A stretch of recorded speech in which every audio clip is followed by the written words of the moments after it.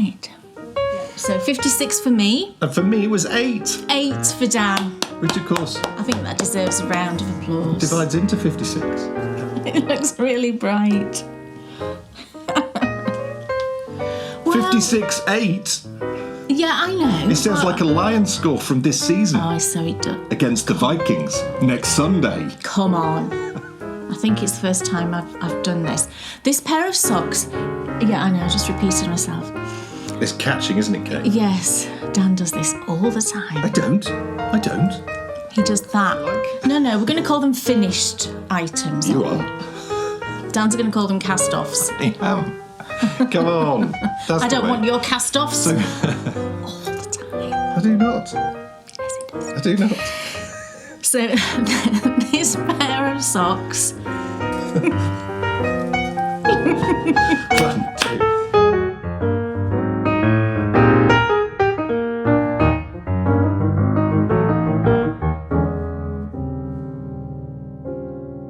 Welcome, everybody, to a brand new year of Bakery Bear video shows. Woohoo! Woohoo! Happy New Year, everybody! We need that thing where, it's so annoying. Have you noticed this? If you look, you might use different things to FaceTime. All we can talk about is FaceTime, because that's what we use. We use FaceTime, yeah. But when we're FaceTiming our daughter Bryony when she's at university, you do certain things with your hands, and things happen in the background. Yeah. And, would you believe... You get, like, ticker tape. Well, hold on, don't say any more, Okay. because I was giving Dom, my brother Dom, who does the music for our shows, I was giving him a drum lesson the other day. You were? And he did something really good, and we were on FaceTime, and I forgot, I didn't do this deliberately, and I went like this. Oh. And all fireworks went off in the background. How cool. He loved it. Did you like it? Yeah, he did. It was really funny. Speaking of fireworks, did you have a good Christmas? Did you? We hope so. Hope you all had a lovely festive time. 'Tis the 3rd of January, and it's only last week, isn't it? That I mean, isn't it funny? It always feels like ages ago, doesn't it, when you get past it? I think it's when you turn a page into a new year. Yeah. But Kay and I were talking about this the other day, and time is a total construct of man. Well, it is. And it's sort of silly. Yeah. Because, like, hedgehogs don't think, it's 3 o'clock in the afternoon. Getting late. I've got to do this. Yeah, well, like in Ayla's time, they Ayla, just... of course, Clan of the Cave Bear. Me and Dan are listening to it at the moment. We are, it's very good. Yeah. Yeah. He's been drawn into the world of Ayla with me. Yeah, it's fun. It's fabulous. But yeah, they didn't obviously have clocks or anything. No. They just looked at the sun and, it's, okay, sun's right up ahead. We need to do this, or it's getting a bit dark, we need to go to bed. And that's how life works, wasn't it? And that then brings you on to age too, because if there's no construct of time, then there's no thought of age. No one really stops to think, you're getting on a bit. Well, no, they did know when people... They did, people back then did know when they were getting old, obviously, but they didn't really know how old they were, because they didn't really count years, they didn't really know how to count past a certain number kind of thing. It was just old. The thing is, though, we don't actually know that, We don't know that, no. I'm just relaying this from the book. From the historical fiction. Yes. That is the Clan of the Cave I could be talking absolute rubbish, but I do think the book was really well researched by the author, so... Look, what a year we have in store. We do. Look, brand new year, it's time. Hey, I mean, brand new year, time for brand new shows. We launched a new show last episode. We did. And thank you all so much. Yeah. So many people like, please, do more. We will. But you will have to wait until November. You will. Because I don't know about you, but I think one of the things that's going to make, I nearly said war walks. That would be excellent, wouldn't it? Look, just park that. Okay, that would be brilliant, wouldn't it?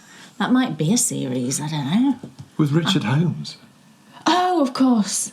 I mean, I struggle to form the words to tell you the love in which I have for the late, great Richard Holmes. Richard Holmes, so War Walks was a series in the kind of, was it early 90s or something? Just stupendous. It was brilliant. He's excellent. He was ex-military, and you could see that in him. You know, the way he walked and held himself and the way he spoke. But he was this war historian, and he did this series of walks telling you about different parts of different wars. Yeah. Well, the one that I remember so well is when he did about when they had to get all the Allies off the beaches in 1940. Yeah. And Dunkirk. Dunkirk. Yeah. And, most historians would just walk along the beach and tell you what happened. Yeah. Not Richard Holmes. No. He dressed up completely in the gear that they were wearing and then waded out into the sea. He was in the water. Whilst telling you the story. Yeah. Marvellous. Marvellous man. Just brilliant. Yes. Yeah, no longer with us, sadly. Yeah. But look, no. Winter Walks will be back in November because we have so many wonderful new shows to bring you this year. We're going to be telling you the story of the birth of the British stately home. Yeah. Oh, yes, it's going to be marvellous. Mm-hmm. Also, in a bombshell piece of information which we dropped on Christmas Eve to all our Bakery Bear patrons, there will be a second historical adventure series this year. There will. Telling the story of Lindisfarne. Yes, yes, lots of Vikings and castles. We're going on the road. It's going to be amazing. It is. But the cream, the cherry on the top of all of this, in 2023, Kay brought you the wonderful series, which I think has gone down probably as her most popular ever series that she's done. I'd say so. And that was My Favourite Blanket. And it's over there. I use it every morning. Now, so many of you, when that series ended, like, oh, please, do a sequel, something else. Well, the problem is, with such a long series, it takes a long time to develop, doesn't it? It does. So all the way through last year, you have been developing the sequel. And it begins today. It does. It is My Perfect Socks. Yes. Anyone who knows Kay will know that she loves socks and she loves blankets. She started with the blankets. Yes. And now she's moving on to the socks. Doing the socks. And what's so exciting about this series is you have... I think it's fair to say that we were probably in our prime in the 90s. Yes. I'm just trying to think how old I would have been. I was in my 20s. Yes. Yeah, I'd say so. And so it's no surprise that we do love films from the 90s. And this series is very much inspired by... It is. It's inspired by one of my very favourite films that was made in the 90s. And, all of the yarns that I'm going to dye are inspired by that film. It's going to be the most wonderful, just epic journey. Yeah. It is the sequel to My Favourite Blanket. And it's coming today, you'll see it. I'm not saying anything else because I explain it all in the actual thing. Yes, there's no point. Now, look, last year we had, it wasn't a competition. It was just some fun. We sort of wondered how many cast-ons we would have. Yes. And we know, do we say the final tally now? We do, don't we? Yes, let's tell you now, because I ended the last show with, was I on 53? Yes. Yeah, so you probably saw that number, you might not remember, but at the end of that show it was 53. Yes. I'm going to show you a couple of the new cast-ons that I've done today that I cast on in December, so they count towards the total. Yes. And then there's one other that I cast on that I'm going to show you next time. Yes. So there's 3 more to add. So my total for the year was 56. Amazing. Cast-ons. Amazing. I don't know. Is it? At the end of the day, it doesn't matter. It doesn't matter, no. It matters not. It will be a wide range, won't it? There'll be people out there that no doubt cast on lots more than that, and conversely, the other way that didn't do as many. We've always... It doesn't matter, does it? It's just a nice little record. Well, it's just a bit of fun at the end of the day. Yeah, it's just a bit of fun. Yeah. There's definitely no competition element. No, I didn't feel it as a competition. I didn't feel like I'd got to cast on loads of stuff. No. I just did we what were just I... tallying. Yeah, absolutely. Yeah. Tally-ho. Yeah, so 56 for me. And for me, it was 8. 8 for Dan. Which, of course... I think that deserves a round of applause. Divides into 56. How interesting. You're just trying to make it sound more interesting than it actually is, maybe.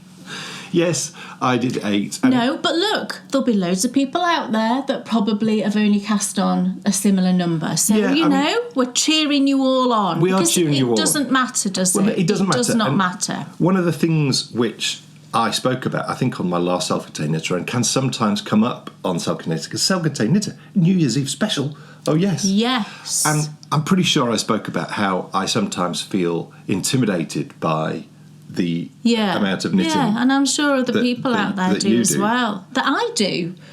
Well, 56.8.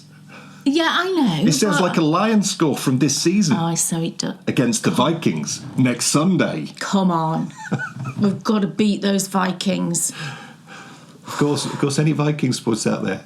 I do apologise. We do yes, apologise. do apologise to any Vikings fans out there, Yes, but we've yes. got to beat you. Yes. Yes, so I think that it can be intimidating. Yeah. Especially, I'm sure some of you at home, you'll sit and you'll watch maybe people and you'll see them casting on like 1,000 I know. things and you'll be like... And it can be how on earth do they do intimidating. it? Yeah. Well, I think... But you shouldn't let it be. You shouldn't let it bother you. Well, no, because the thing that we have to remember is, the whole thing about the Baker Bears and Baker Bear Productions is Kay's focus was the knitting and mine was always on the production side. And so without having that balance, I spend the majority of my day producing content which quite often you're front and centre on. Well, yeah, that's right. We just do different we have different roles, within what we do. And just naturally I produce more knitting because that's my predominant role. Like Dan said, she is better than me. Of course she is. There's no better. There's no better that exists, is there? Your quality. You are the winner. No, I do frustrate because myself. your quality of knitting is fantastic. You're very kind. So really. Look, that's the final tallies. It was fun anyway. It was fun. Yes. And so we thought what would be fun would be this year, change it up a bit. Yeah. Why don't we tally the cast-offs? Cast-offs. You see, historically... We've all been there. You see, I do call it casting off. So do I. But these days it's more binding off, isn't it? Or finishing or whatever. You can call them bind-offs if you like. No, we're going to call them finished items. You are. Dan's going to call them cast-offs. I am. Come on. That's I don't want your cast-offs. So, fine then, don't. So yeah, please, finished things. Have a guess. Finished things. How many finished things do you think? I've no clue. I suppose. Comment below. It can't be more than how many I've cast on, can it? I can't finish more things than I've cast on. It's going to be around that figure, isn't it? It's got to be, hasn't it? It depends, though, because sometimes you don't... I could just make more things this year. I don't know. You do have a tendency, sometimes you'll cast something on, you'll go, no, I'm not enjoying that. That is true. Put that to bed. That is true. So I think there's a chance it might be less. It could be less. So comment below. Comment below. It'll be fascinating to see what you think. And let's then through the year we'll tally those cast-offs. Yes. And we'll see who wins at the end of the year. Yeah. Okay, of course. Yeah, you said. That's really funny. It's not a win or lose thing. Look, that's enough of that. Because there's way too much in this wonderful first show of the year to share with you. Lots of exciting things. There is. Because, yes, my goodness, Kay has been casting on. Yes, indeed. I've also been casting on, but I can't show you. So anyone who thought that I was on 7, the eighth one I've cast on between the last time I saw you and today. I'll show you it next time. But you'll see it next time. Yes. Yeah. So look, less waffling. And it's high time I said, Kay Jones, what's on your needles? So my first thing that's on my needles is a new... I was just going to go a new cast on, thinking it's going to bing, but of course it doesn't anymore. Wah, wah. I've got to get out of that habit now, haven't I? And we have to remember in the cast-off section. Yes, we do. This is. Oh, no, but they were all from last year. Okay. We finished them all in December. That would be cheating. That's a decision. Yeah. But anyway, so the first thing on my needles is a pair of socks. Now, this is a very exciting pair of socks. Ooh.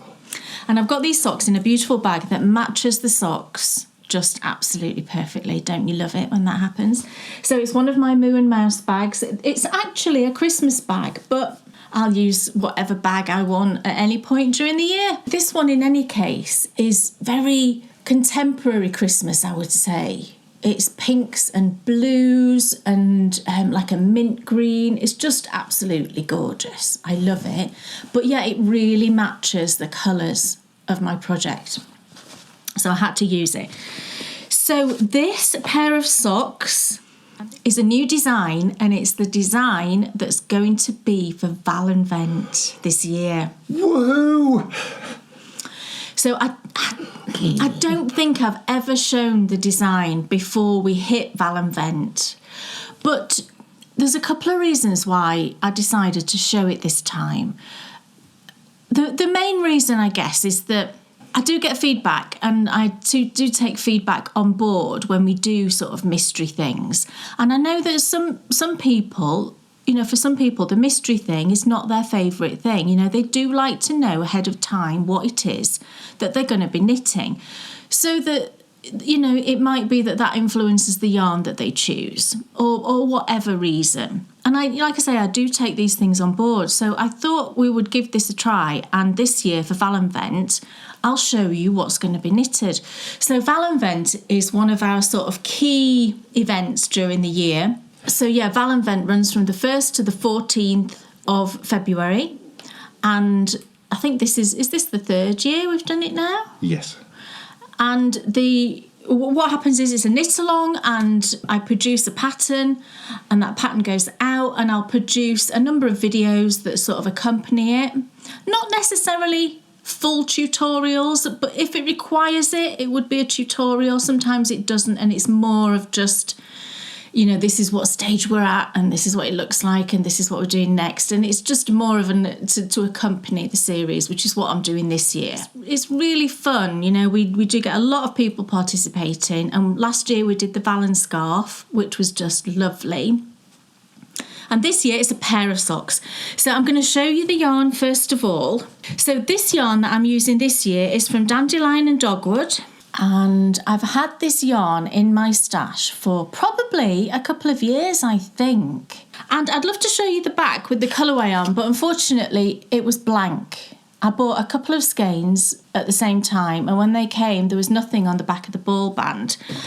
And at the time I thought I must write down what this colourway is because I will forget, and of course I didn't. And I couldn't find my order because it's such a long time ago. I did look back in my emails, I couldn't find my order. I looked on their Instagram feed to see if I could see it, and I couldn't see it. So I posted a picture and asked people if they recognised the yarn, and a couple of people said the same colourway, so I'm presuming it is this, and I wrote it down on the pattern. So I think this yarn that you're having a little look at is called Iced Cinnamon Stars. That's what I think anyway, so hopefully that's the case. So it's a beautiful, softly, sort of speckly, slightly variegated yarn, and it came with 2 coordinating minis. So I'm using all 3 of these yarns. It's such a pretty colourway. Now I've hesitated to use this because I love Amy's yarns, and I've used her yarns before for socks, and sometimes it knits up beautifully and it's evenly speckled and looks lovely. Other times when I've used it, it has pulled and I've not liked it so much. So we know about pooling, don't we? We know it's different for everybody. It's personal choice and all of that. But that's kind of made me hesitate. However, this particular design is inspired by another one of my designs, which I'll explain in a second when I show it you. And for that other design, I knitted a version using Dandelion and Dogwood, and I loved them. So I thought, you know what, I'm going to give it a go. And guess what? It's beautiful. It's knitting up absolutely beautifully. So I've finished one sock. So I'm going to show you the sock, and then I'll explain where my inspiration came from. So here's the sock. It's a really simple design with a lot of meaning in it. So what we've got is a short, I've done a short leg, but of course you can do your leg length, whatever you want. We've got a panel down both sides of the sock of moss stitch, sometimes called seed stitch, I think, in other countries.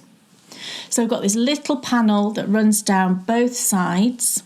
I've put in my butterfly heel and my umbrella toe, and you can see I've used the 2 colours in that. So these socks, I need to tell you first of all what the name of these socks is. They're called the Love Story socks. Perfect for Valentine's, obviously. But the main reason I called these the Love Story socks is because it's my kind of feeling around socks, you know, my love story with knitting socks.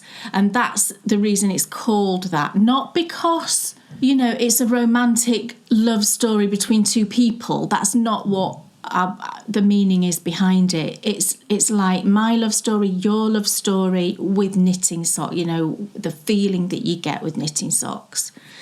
So what I wanted to do when I thought about these socks is there's a pair of socks I designed for Knitty You back in 2020, and they're called the Oakworth socks. And they're very similar to this. They've just got a panel of garter stitch that runs down either side. They're inspired by railway tracks on the Railway Children.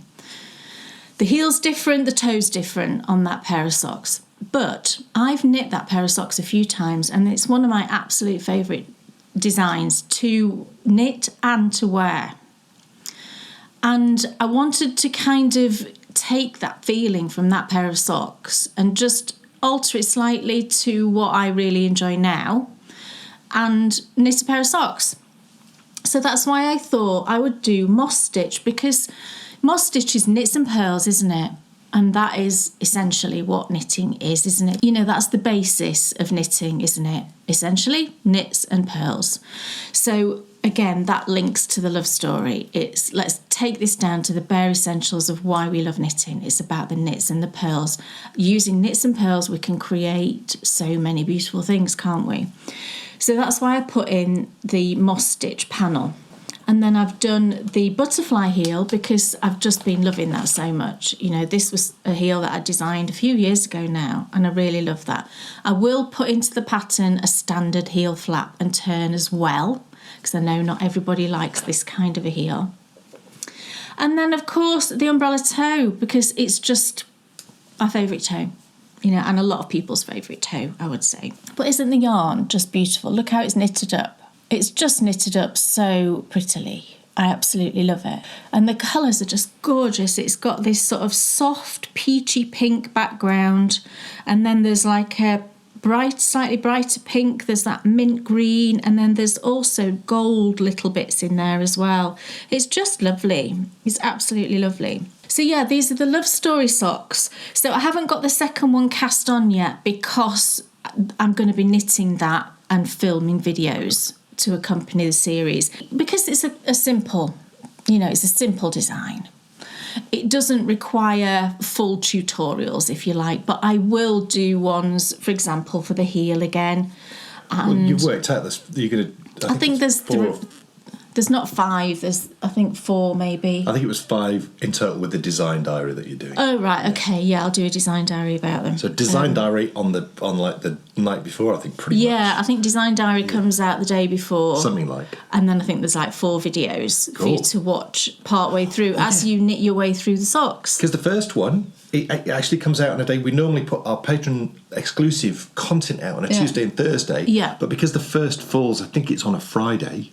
Right. It's either Friday or a Saturday. I think it is. Yeah, we're putting out a special video on that day. Yeah, so I mean, that's a great day to cast on as well, isn't it? And it's available to our silver, gold and platinum patrons. Yes. Cool. And, you know, you don't have to obviously finish your socks within that 2-week period, within the Valenvent period, but I know a lot of people will, because we do get a variety of different knitting speeds and capacity-wise how much knitting you can get done. So I know some people will finish and some people likely won't. Doesn't matter. That's not the point. You know, the point is you're going to get this pattern, we're going to enjoy that 2-week period, and we're just going to knit together and have some Valenvent fun. Cool. So yeah, that's the Love Story sock. So I'm all ready to cast on the second one. I'm using Magic Loop, but obviously everybody can use whatever they want. And I've just absolutely loved knitting this sock. It was just beautiful. I cast this on some time ago actually, and I had to put it down because of all Advent and, you know, all of that going on. So when I could pick this back up again, I just really quickly finished it, because it's just that kind of a pattern that just having that little bit of something to do, because it's just on the front. If I show you that way like that, you can see how it sits. The panel sits either side. So it's just on the front of the sock that you've just got that little bit of something to do either side. And it's just a relaxing, lovely, calm knit for the early part of the year. So yeah, I hope you'll all enjoy knitting up some Love Story socks for yourself when we get to Valenvent. Dan Jones, yes. What's on your needles? It's going to be a quick one. Is it? Do you fancy a quick one? Do I fancy a quick one? Oh, Why? no, that sounds wrong. Why does it have to be a quick one? Quick one with Dan, anyone? Because I cast on something new, but I can't show it to you. Oh, that's true. I'll show it to you next time. But I have been knitting furiously on my Albion. Look at my Albion. You can see it's lovely. Are they chevrons? Ooh. They are chevrons. I got it right. But you've gone past it now, and you've got a horizontal sort of gartery thing going on. It's repeating itself. It's very exciting. Oh, it's lovely. So this is the Albion. It's Michelle Wong. Beautiful design. Really, really great fun to knit. Not taxing at all. Knits and pearls. Knits and pearls. The bare necessities of knitting, Kay. Oh, I want to sing a song. Look for the... No. Oh, nearly. No, let's not sing this. Let's not sing this year. Oh, yes. Dan's not taught me to sing but yet. But I'm going to. This year. This year? Yes. You didn't tell me it was going to be this year. Well, now we have the capacity. Right. So okay. Let the singing commence. Oh, I don't know why I said it like that. That's strange.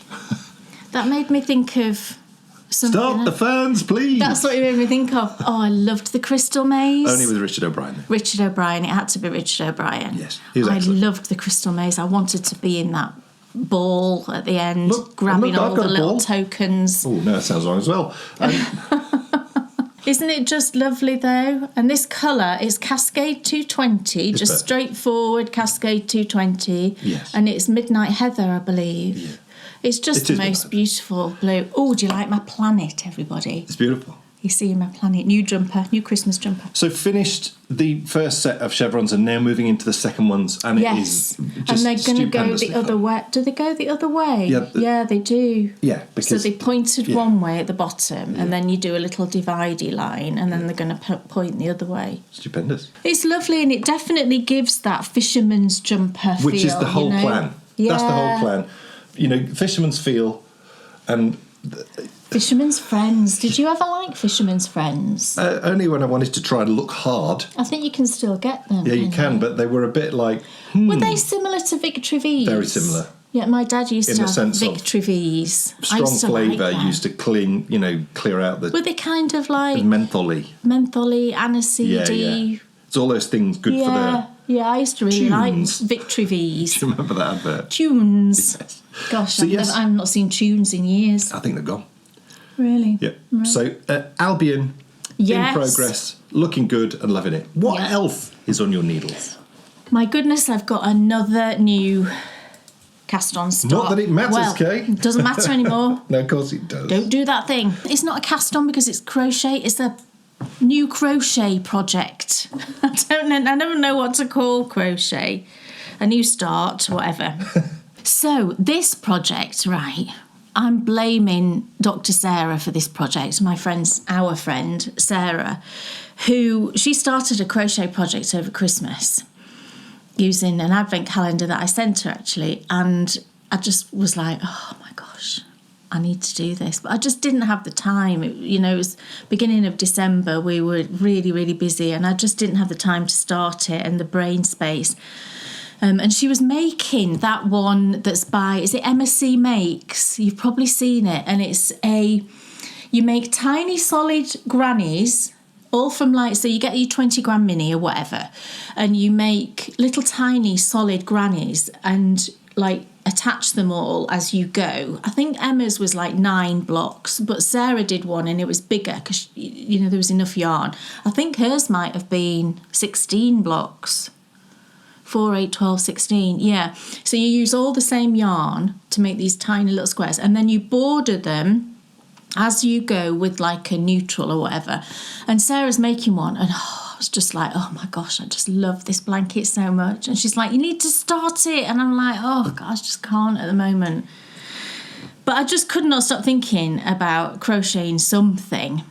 Even if it wasn't this particular project that Sarah was doing, I thought I've just got, So it took me some time to mull it over. And then in the end, what I decided to do, and I'm just loving it, because the other thing that I have to be careful with is I do have issues when I crochet too much. It affects my right shoulder. And I thought about this. I pondered on it for a while. And I remembered, I don't know if you remember, that in the summer last year, I made a baby blanket. You know the one that's star-shaped? And I did it in a thick yarn. I don't know if it was a chunky or an Aran. I can't remember now. And I remember I didn't have any issues when I was crocheting that. And I thought, I wonder if it's thin yarn, little hooks. I wonder if that affects, what's going on with my shoulder. So I thought, right, okay, well, why don't I just crochet something in thicker yarn and give that a go and see if I still have the issues. So what I've decided to do is I'm making granny squares, but what I'm doing, oh, they're so fun.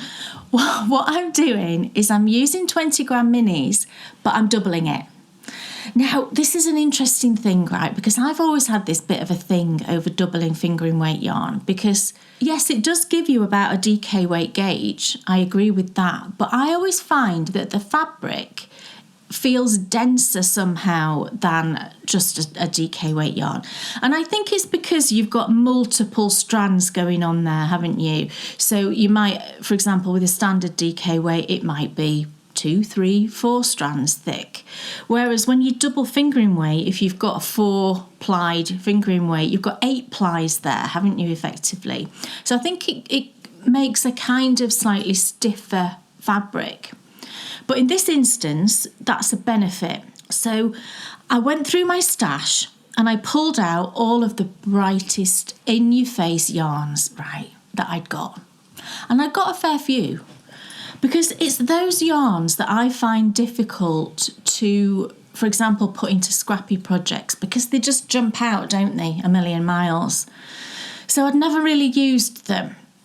And I thought, this is brilliant because I love using bright, fun yarns. So this now gives me the opportunity to just pull out all of those. And then I also bought a few extras. But I did a trial square, first of all. This isn't part of the blanket because it isn't bright and in your face. I'll probably just use this as a coaster at some point. But I did a trial square. This one is beautiful yarn. This is Sherry Iris. And I think this colourway was called Winter Wonderland. This was a full skein that I had. I could have used a mini, but I just wanted to judge how much yarn was being used. So I thought I'll just use a full skein. I just split it in half and then I kept weighing it just to see how far I could get with 20 grams to see if it was enough, basically. And this was the first square that I made, the little trial square. It's just a normal granny square. But I've done a tutorial on how I make my granny squares. It's quite some time ago now, but there is one there if you want to watch it. And it's called Perfectly Square Granny Square, I think it is. Because I don't like it when you see granny squares where they skew. They're not perfectly square. And this happens if you don't turn after every round. Well, it certainly happens to me. And I've seen it on other people's feeds as well, that it'll be it looks sort of slightly twisted somehow. But if you turn after every round, then it doesn't happen. So that's the technique I used, and like I said, there is a tutorial. So this was the first square that I did. So this is fingering held double, and I'm using a 3.75mm hook. I really love these ones. They are clover, aren't they? Clover, is it Amore? And the reason I use 3.75 is purely because it's pink. I could have used 4mm. But I thought, well, I'll give it a go with 3.75 and see if it works because I want to use the pink hook. And it did. And I really like the slightly denser fabric. So yeah, my trial worked. It's 8 rounds of granny. And I had just like a little bit left over. I couldn't have got another round. I did try and it wasn't enough. So I thought, great, 8 rounds, brilliant. So then I pulled out a load of yarns. And which was the first one I did? Most of these yarns are from Somerset Yarns. I'll show you the ones that I've got left that I haven't done anything with yet. I don't know. I don't know if all of these here are Somerset Yarns, but most of them are. But look at all these. Are they not just so fun? Some of them are variegated, like this one. This one is Mystery Machine. I've got a full skein of that.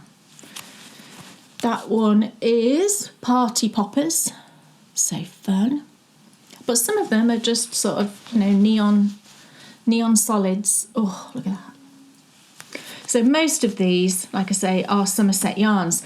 So I've been looking around to try and find dyers that do these really bright yarns, and I know, is it Woolly Mama? I think Woolly Mama does really nice bright yarns.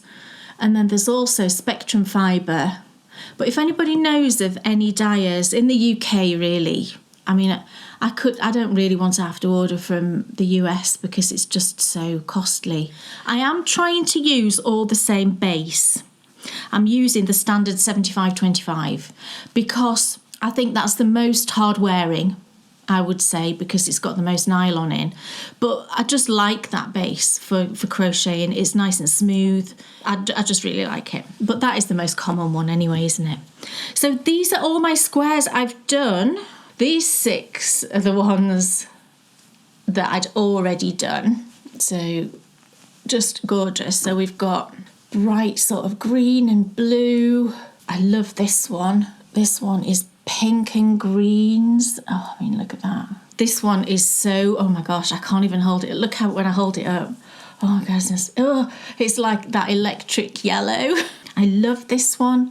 It's like neon peach. They just glow, don't they?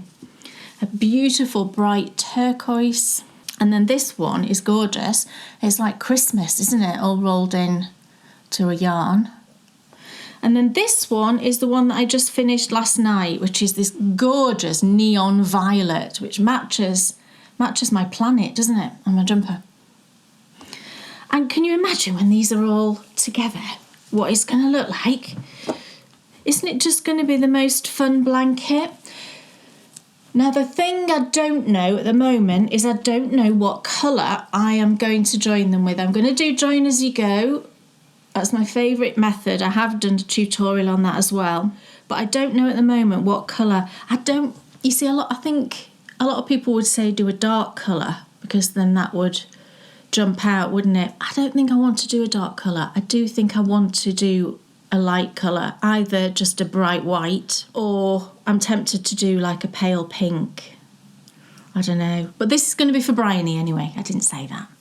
My plan for this blanket is that it's a project I'm going to work on through this year, and it will be for her new university room that she's going to be moving into in September, because she has to move out of halls. They only get to stay in the sort of university-owned halls for a year. They then have to find their own accommodation after that. We've got it all sorted. We know where she's going to be. We've got it arranged and booked and everything. And I just think to have a blanket on a bed with all these beautiful bright colours, wouldn't it just be fabulous and really uplifting? And it's really quite a nice weight as well. You know, there's this whole weighted blanket thing, isn't there, that people really like. I think this will be a nice weighty blanket because it's yarn held double. Beautiful. So really loving it, and I think it would also make a great Advent project doing this because it's very achievable, one of these every day. I have decided to go with the blanket that Bryony should have a new cowl. Oh. Yes. A cowl to go with a blanket? Yes, because a blanket normally comes up to about here and then your neck is still exposed. Right. So personally, I'm a believer when you have a blanket. You need a matching cowl. A matching cowl to go with the blanket. You heard it here, everybody. You did. So, yes, I've decided to knit Bryony a lovely new cowl. Yes. And it's the Sweetheart cowl. This is so lovely. It's looking so beautiful. The yarn is just great. The dark colour is wonderful because it quite often has real sort of lighter shades in it, and that's just lovely. Yeah, it's very tonal. It's lovely. It's beautifully tonal. And initially I thought that this corally colour, is that right? It is a sort of corally colour. What is wrong with me? I never used to get colours right. No, I mean, I dyed this. Look how bright that looks. That would look great in the blanket if there's 20 grams of this left. Well, there will be. I love that. But isn't it fun, that, with the dark? It really is fun. I thought that the corally colour might be a bit overpowering, but no, it isn't. No, it is not. It just looks fantastic. Yes, it sits beautifully with it, to be honest. It really does. The darker colour, though, I mean, it would be wonderful to knit with on its own, like a like a cable, twisty sock type thing. I mean, it's just so sort of interesting. Oh, it's so nice, isn't it? I found that I do enjoy because I really enjoyed knitting with the Galaxy, the Let Lopey Galaxy. And there was another Let Lopey one that was really tonal, even though it was supposed to be one colour. And this is very similar. So, yeah, it's great. It's the Sweetheart Cow. And I've knitted it once before, knitting it on... What are those needles? They're with Chowgy, aren't they? No, they're Knit Pro Nova. Right. Knit Pro Nova 3.5mm, I believe. Perfect. Yes. I really like Knit Pro Nova, you know, the 16-inch. Yeah. They're great. It's the ones I always use for hats and cows. There's no real... No, they're really nice needles. Yeah. You know, smooth, nice points. Perfect. But I think this looks great. It doesn't look overpowering at all. I think when you get into that centre section... It'll be fun. Because the centre sections, it's a really beautiful design. It's like sort of flowers in the middle. Yeah. Yeah. It's great. Looks lovely. Thank you very much. What else is on your needles? Okay, so the last thing is not a new cast on. It's my skinny, stripy, scrappy scarf. And I've done lots of work on this over the festive period because it just made a really nice project. I have moved it onto a magic loop. Here we are. Oh, look at it. How fun is this? I was using double points, but I found that as it was getting longer, it just became a bit of a pain. You know, with moving around all the needles all the time and having that fabric hanging underneath the needles, it just became a bit faffy. So I've moved it onto Magic Loop about here, I think. The other thing that was happening was it's not a ladder, there isn't a ladder there, but do you know where you just get a line? I don't know if it's going to be apparent. And I was getting this line where I was changing needles. It will disappear when I give this a soak, but it was just bugging me. And I thought, well, I'm just going to switch to Magic Loop because with Magic Loop, what you can do is you just knit across one side and turn like that, knit across the other, and then you can turn back. So you don't ever have to finagle, you know, all of the fabric that's under your needles. You literally can do this. So that's perfect, isn't it? And yeah, it's going to be... You know, even if I was to get a little bit of a ladder, which I don't normally, to be fair, with Magic Loop, there isn't a ladder there. It's going to sit flat like that anyway, isn't it? Finagle. I like it. Is that a good word? I want to use it more often. Yes. That's your challenge today, everybody. You've got to use finagle somewhere within your day. You have to finagle into a sentence. You've got to finagle it into a sentence. Yes. So that's your task today. But isn't this just fun? Oh, it's so nice. So what I'm doing is... so this scarf was inspired by the Gilmore Girls. And that phase that Lorelai and Rory both went through where they wore all those little skinny scarves. They were even skinnier than this. And I think it was a kind of trend, wasn't it? Early 2000s it must have been. That's when the series was out, wasn't it? Late 90s. Early 2000s, whatever. And I thought, well, why couldn't I use all my leftovers of self-striping and just cobble it together? Oh, I'm using some good words today. Yeah, cobble it together into this really scrappy scarf. So, you know, imagine that when it's around your neck. It's obviously nowhere near long enough yet, but look, how fun is that going to be, this little scarf? And it's more of an accent piece. I think actually, you know, it will definitely keep your neck warm. I think it's going to be fabulous. So I've just been using leftovers. Why are you laughing? There he is. Dan's laughing at me, I don't know why. Well, randomly laughs at me. I've never seen anything like it before in my life. What do you mean? It's a tiny scarf. I think it's cool. I know some people out there have started one of these, which is fantastic. I'm sure people... I think you all should start one of these because it's a bit like, you know, it's one of those scrappy projects that you can just keep adding to. You know, even if you've not got many self-striping leftovers, you can just add to it, can't you? When next time you knit a pair of socks that's in striping yarn, just add it into your little scarf. So I think that's really fun. But when you last saw it, I think it was somewhere down here. I was doing this section here, which is A Very Hobbit Christmas by Moustache Yarns. So I finished that, and then I went into the Halloweeny one here, which is Slimy by Polka Dot Creek. I knit Bryony some socks in that. I then went into this pink and green one here, which is I Carried a Watermelon, I believe, from Freckled Whimsy. And now I'm doing this Star Wars section. This is Han Solo, although it's not called Han Solo anymore, is it? It's Moustache Yarns. I can't remember what she renamed Han Solo, but that's effectively what this colourway is. And this, it's a really long repeat. So I think I get another, these are minis that I've got, but I get another grey section like this, and then it goes into like cream, skinny blue and red cream, and then I think it's back to the grey. So it's a really long repeat, but it's nice to have a bit of Star Wars in there. And I'm just going to keep going until it's long enough. I cast on 56 stitches, and it's 2.75mm, and I'm just going round and round. It's as simple as that. But really, really fun, isn't it? Oh, I love it. I want one for myself, definitely, when I've done this one for Bryony. Yeah. The golden rule of knitting. What's that? Keep going till it's long enough. Keep going till it's long enough? Yeah. Yeah, which, it needs to be probably twice as long as this, because I like, with skinny things like this, I like to double them over, put them round, and then loop the end through. Do you know what I mean? Yes. Wonderful. There we go. It is the start of a new year. We all know that, don't we? My goodness. We do. And it is, as we've said, the time of year when lots of new shows are launched by us. Yes. It's so exciting. It's like the continuation of Christmas as you get to open all these lovely new presents. Yes. So yes, back with a sequel to her most popular series that she's ever produced, inspired by one of her most favourite movies, but really it's sort of the feel of so many movies from the 1990s. Dan's done, can I just say, Dan's done the most phenomenal job with the editing.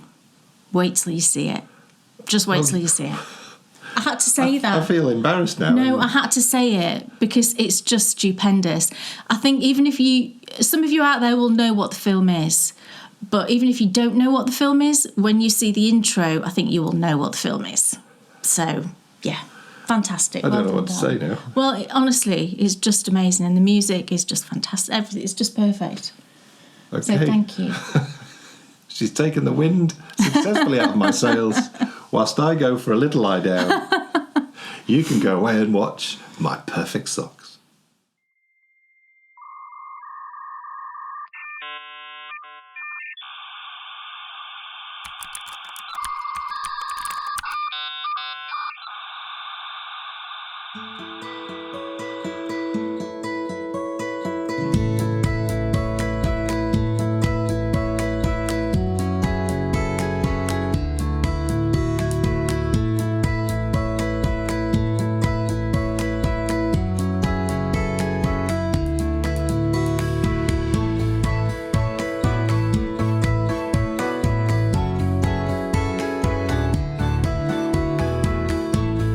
It's a brand new year, so it's time for a new challenge.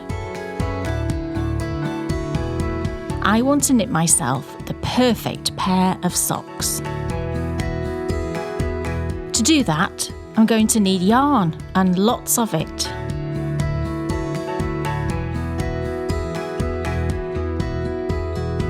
The inspiration will be one of my favourite films. So together, let's create my perfect socks.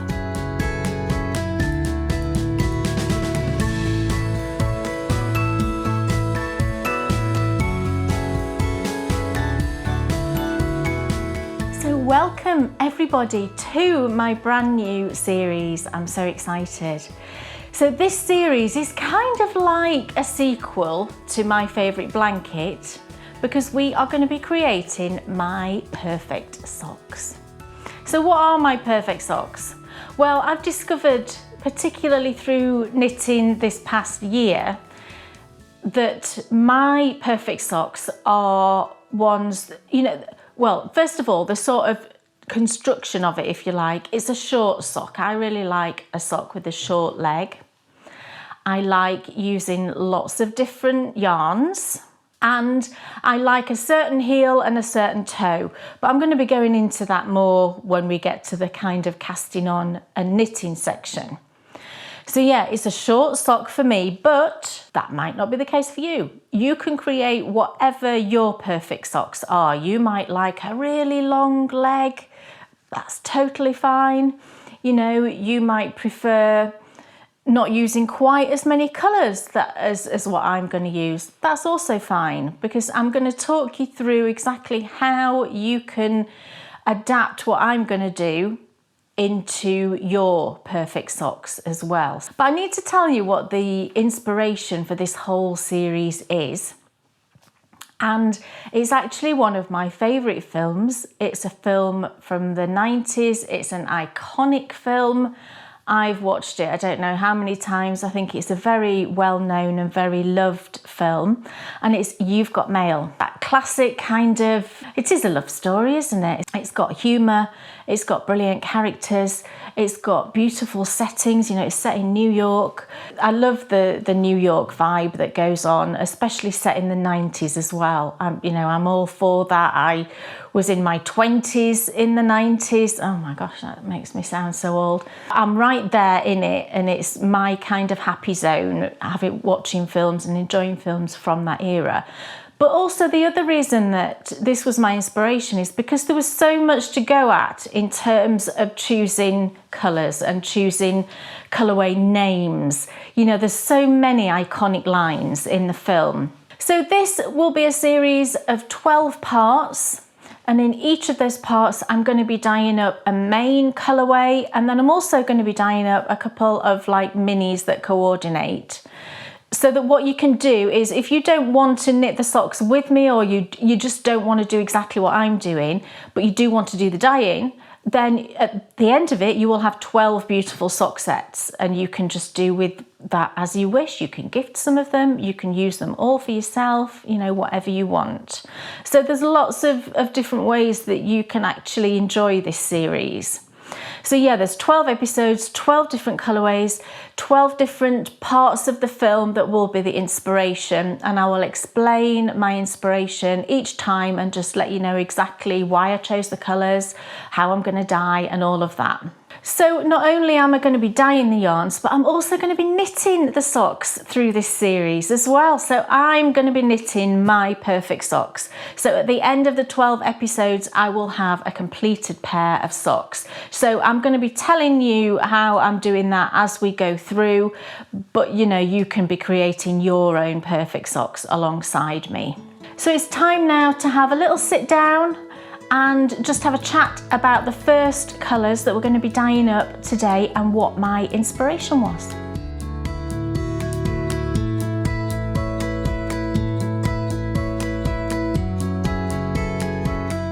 Okay, so here we are ready to talk about the first colourway that we're going to dye up today.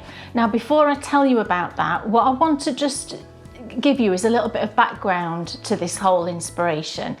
And what I actually did last year is I dyed up a full 24 mini skein advent calendar using this same theme, the You've Got Mail film, just for myself and for a couple of friends as well. When I dyed up the 24 minis, I actually dyed them in chronological order with the film. So I had the film on, I sat down with my notebook. Each time I came across a scene, a line, whatever it was that I wanted to then translate into yarn, I paused it, I made notes, I wrote down the line if it was a line, and then I looked at what was going on in that scene. And I looked at the colours that were going on in that scene, and I picked out colours that I wanted to use to represent that colourway. So I had a whole 24 minis. And then what I decided then to do was to take my favourite 12 of those and put them together and knit my perfect socks. So that's where the 12 colourways come from. It's not a fade, I will say that right now, that it's not, I didn't dye them up with any intention of it being even remotely a fade. I mean, a fade to me is using sort of semi-solid yarns, transitioning very slowly from one colour to another. These are not that, these are all variegated yarns. There's various different dye methods that I'm going to use. There's lots of speckling, there's using dye in a liquid form, but they're all variegated. They've all got some kind of variegation going on. I've just done it in a way where, you know, it seems natural for one colour to move into the next.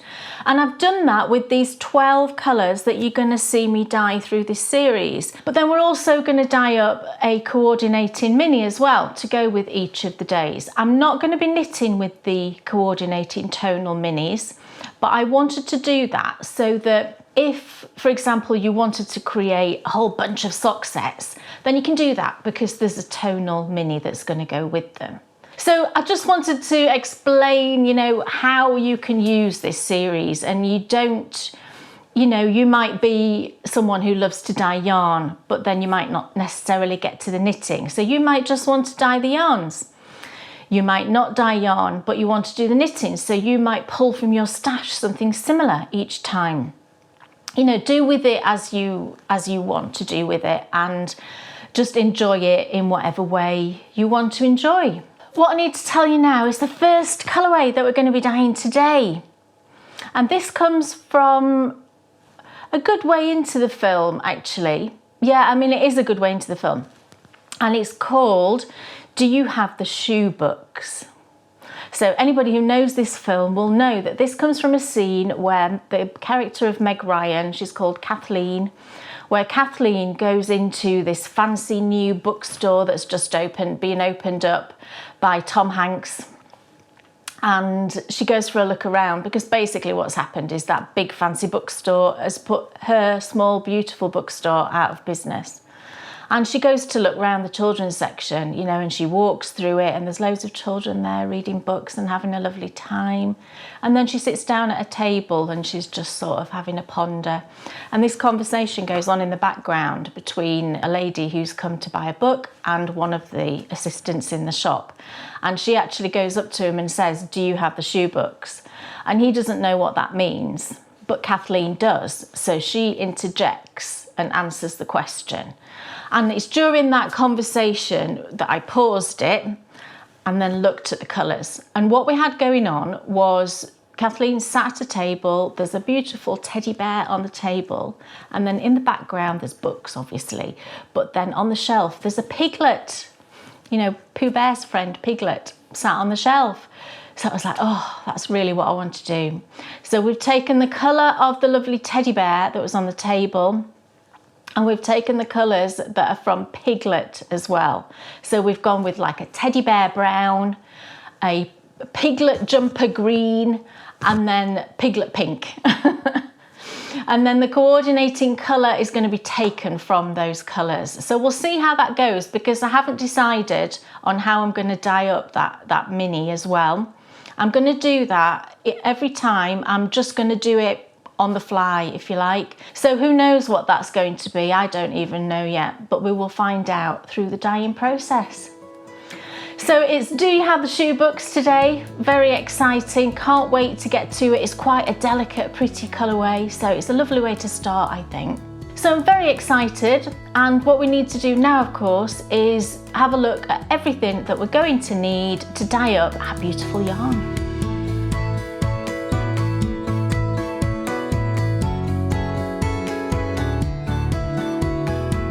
Okay, so here is everything that we're going to need each time we dye our yarns. So first of all, I've got my saucepans that we dye in. These are stainless steel. I've used, if you've watched me before, you've seen me use these many times. But yeah, it's a stainless steel pan. I like the ones that have two handles because they're nice and easy to move around when they've got heavy water in. I'm going to use two pans this time because we're dyeing two different colourways each time. So I will say this right at the very beginning. All of your equipment that you use for dyeing, you must only ever use it for dyeing. Don't use it for anything else, because the dye powders are toxic. Okay, so pack it all in a box, keep it in your garage, whatever, that's what I do, and then just bring it out to dye your yarns. So two pans, And these are, I think these are classed as like casserole pans in this country. I'm not sure exactly what size they are. I haven't ever measured them, but it's that big. Just a nice big roomy stainless steel saucepan. You want something that's not going to stain. We then need our citric acid. So citric acid is our mordant. The mordant is the sort of chemical, if you like, that makes the dye permanently stick to the yarn. So in my case, I'm going to use citric acid, which I would say is the most common way these days that dyers, get their mordant. Some dyers use vinegar. People like Malabrigo, Madeline Tosh, their yarns always smell vinegary when you get them. That's because they use vinegar instead of citric acid. But citric acid is easy to get. It's a food safe product. It's basically the stuff that goes into fizzy sweets if you ever eat fizzy sweets. So we've then got some gloves. I've got some thicker rubber gloves which are more heat proof, and then I've just got these thin sort of surgical gloves. I prefer these when I'm actually dyeing because I can feel things better than the thicker gloves, but I use these ones when I'm sort of in the water, when it's a bit hot. I've got a mask, of course. You must always, always, always use a mask when you are dyeing your yarns. I've got my big mixing spoon. Where would I be without my big mixing spoon? And a jug. This is just one of these cheap plastic jugs that you can get anywhere, and I use this for when I make a liquid solution with my dyes. I've got some old tea towels, and then underneath here I've got a piece of oilcloth, just a spare bit that I had from making those sort of wipe clean tablecloths, and this will keep your work surfaces lovely and clean and dye free. And then finally, in my little pot here, I've got some brushes. So just some normal children's paint brushes, cheap as anything. You can get them in the pound shop usually. So some lovely paint brushes. And then my measuring spoon. So this is a 1/8 of a teaspoon measuring spoon. I think they're classed as like scientific measuring spoons, these ones. But this is stainless steel. Don't think I've ever had any other teaspoon. And you just wash all these things thoroughly afterwards, ready for the next time. So we've got our brushes, we've got our measuring spoon. And then finally, we're going to be looking at our yarns.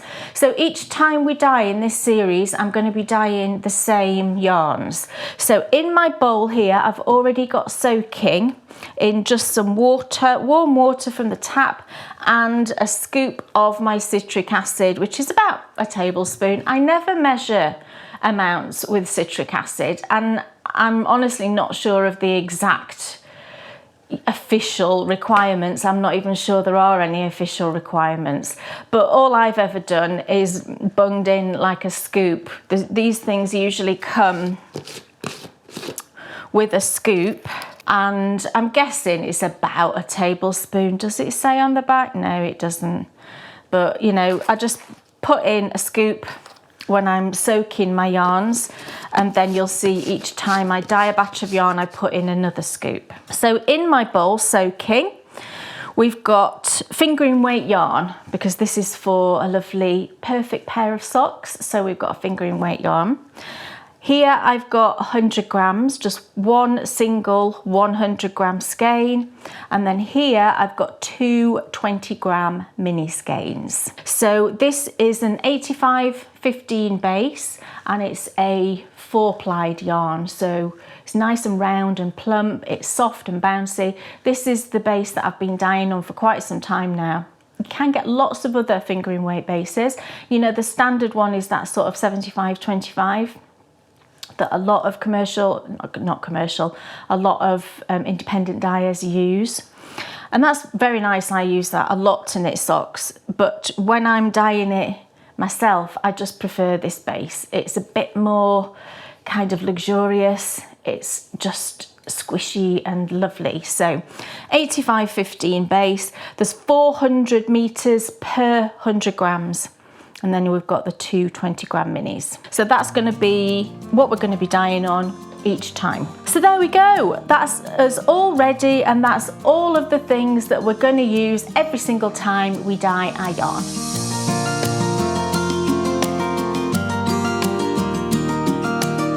This time for our colourway, we're going to be using 3 dyes, just 3, and I've got them right here. So we've got 2 Dharma dyes and 1 landscape dye. I will tell you exactly what the dyes are, and then I'll try my best to describe the type of colour it is, so that if you don't have that exact dye, you can substitute in something that's, you know, as close as you can get. So the first one I've got is a landscape dye. I really like landscape dyes. They are an Australian brand. This particular colour I'm going to be using is called Fern. As that sounds, it is the colour, that green colour of those ferns that you see in the kind of damp undergrowth in sort of not foresty areas, are they? Well, maybe it is foresty areas, but you know what I mean by that sort of fern green. That's exactly what this colour is. Do they have numbers, landscape? They don't have numbers, it's just fern. So the next one is Dharma dyes. This one is Fawn, and it's number 453. So fawn is, again, if you imagine Bambi, it's that kind of lovely pale brownish beigeish sort of colour, like a sort of well-worn teddy bear. That's the reference from the colourway today, but it's that kind of a colour. So Dharma dyes Fawn. And then the third and last dye this time is also from Dharma dyes. This is number 481, and it's Ballerina Pink. Once again, that is exactly as it sounds. It's that colour of a tutu, you know, that sort of very iconic tutu colour, that gorgeous pink. So that's everything that we're going to need today to dye our yarn. So it is now, of course, time to get dyeing.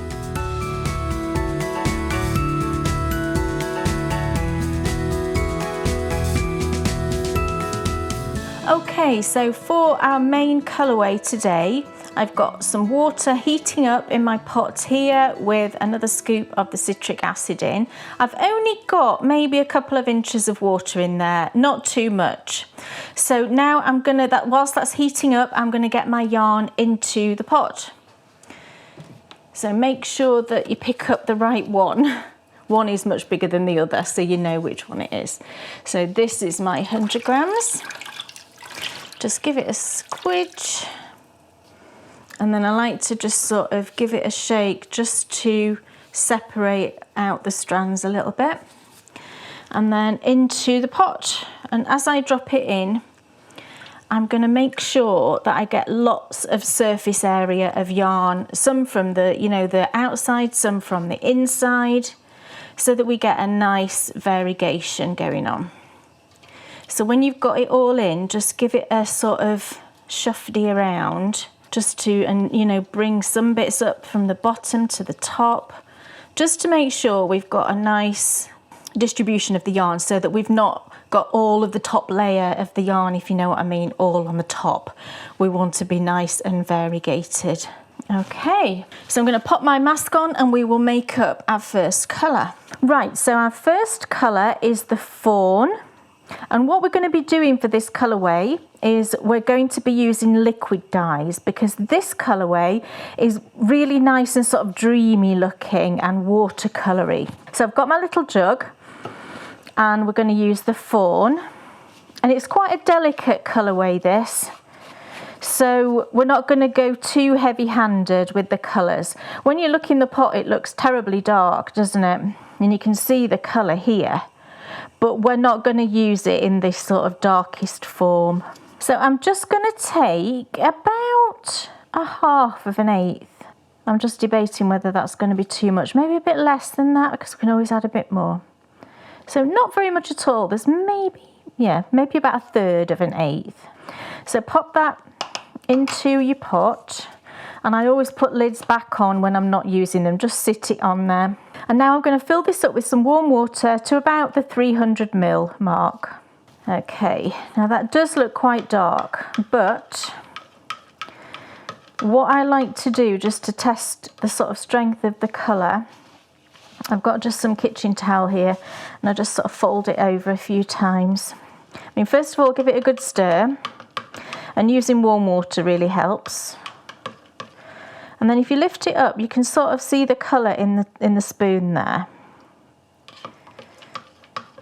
It may be a little dark, but just take a little bit and pop it on. And that gives me an idea of the strength of the colour. And do I think that's a little bit dark? I think it's probably okay. And I'm just debating now that maybe it is a tad strong. What you can do is pour it into something else that you can just keep to one side and then just top it up with a bit more water. So I'll just go and do that because I think it is just a tad too strong. You can see the colour in here, it's a bit softer. It's a bit of a softer colour. That's better. So what we're going to do now, I need my big spoon.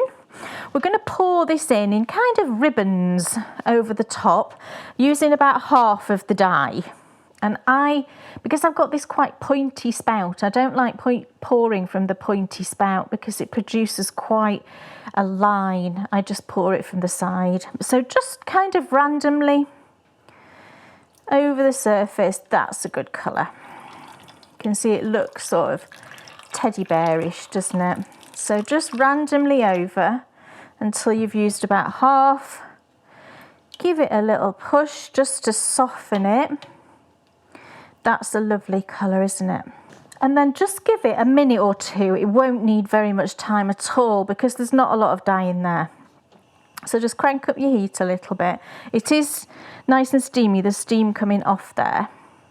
And I'm just going to give it a couple of minutes just to let that settle and set. And then we're going to turn it, move it around, and just do the same thing again with the remaining half of the dye that we've got there. So now I'm just going to lift up the yarn. You can see the sort of beautiful soft colour we've got going on there. Move your yarn around, but you can see over here we've not got a lot. So this is why we move it. So move it, drop it back in, and give it a nice move around again. You can see we've got lots of white there to go at. And then I'm going to get the other half and just do exactly the same. So just pour it around. Try to do it randomly. Don't try and go in any sort of pattern. Big spoon just to soften it all down. And that's our first lovely teddy bear colour. So I'm now just going to leave that for like 5 minutes because what happens is when we introduce that water, it cools it down. So we just need to bring that back up to a steamy temperature and then we'll move on to the second colour.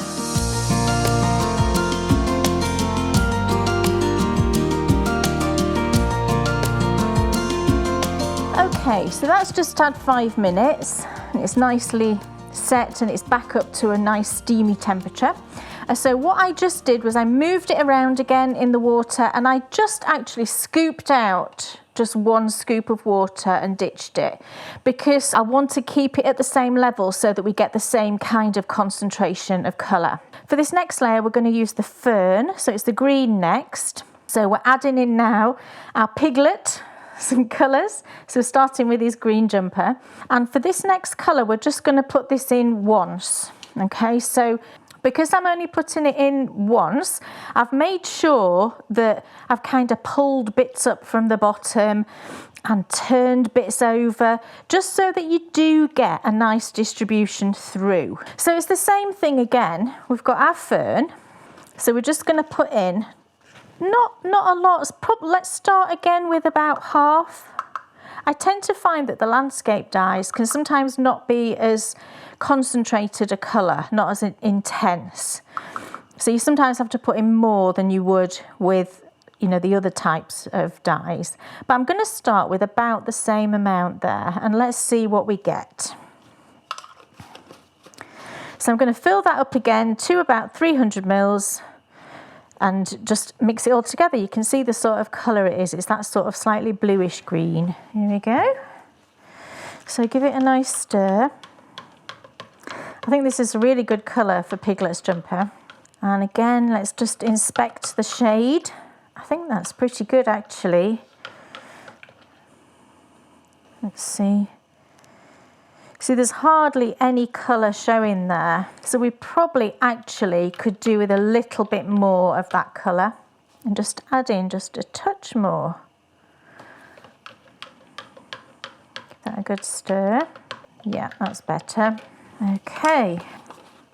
So just pour it in, and I'm gonna, you know, instinctively you kind of aim for the paler bits, but it really doesn't matter. Just pour it in. That's a lovely colour, isn't it? So just pour nice and randomly over that top layer.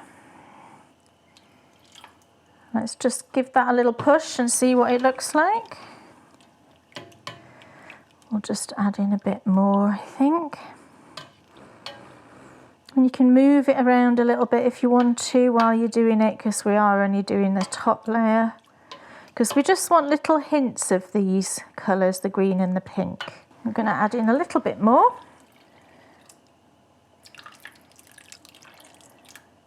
I think that's good. We used almost all of it there. So again, give it a push. And then I'm just going to crank up the heat and just let that come back up to that steamy temperature just for 5 minutes or so.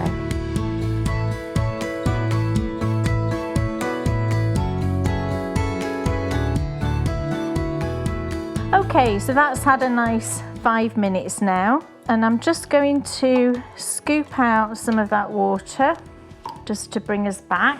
It's still got a slight green tinge in it, the water, but as we move this around, it's going to suck up that remaining dye, so it's not a problem. So you can see now we've got the lovely fawn colour, that teddy bear, and we've got Piglet's jumper coming in. So we now need to give it a move for its final colour. You can see how lovely and watercoloury and sort of dreamy looking it is. That looks good. So our final colour is the ballerina pink. So this is Piglet himself. And once again, we do want it nice and soft, a soft pink, you know, we don't want it in your face. And the ballerina pink, you know, I've not got a lot of this left actually, you can see how much I like it.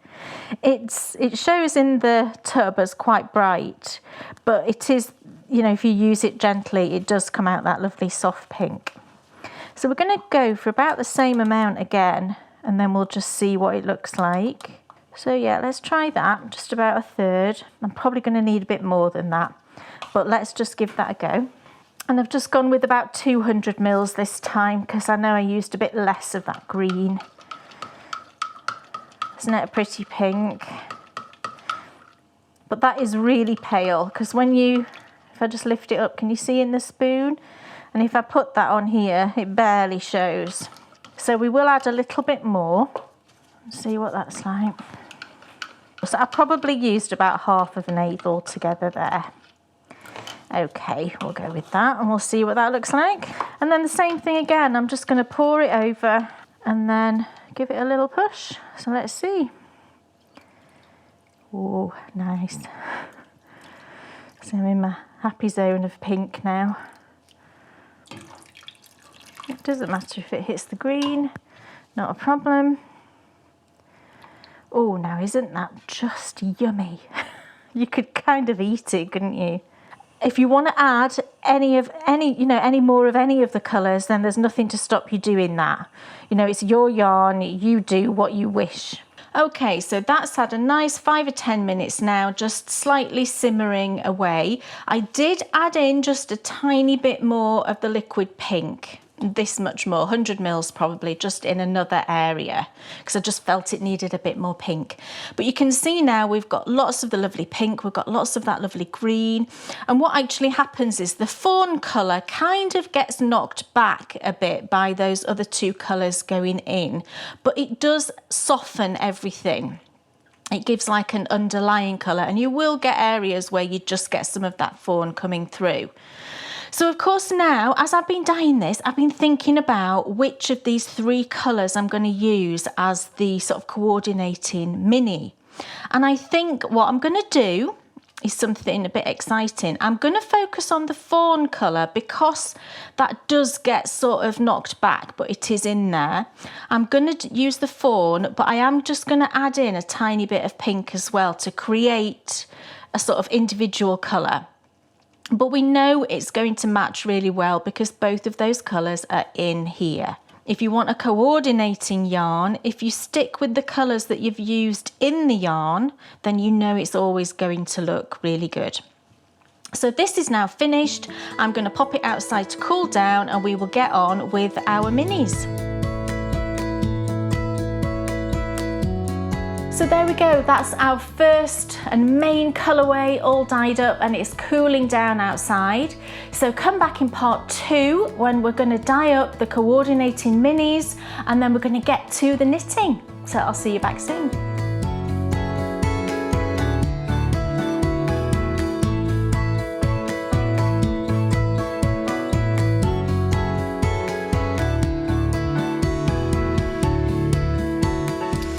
What did you think of that? Oh my goodness. Do you have the shoe books? Do you have the shoe books? Oh, just perfect. I mean, what a wonderful start. Yeah. It's got such a lovely feel. Those films, does.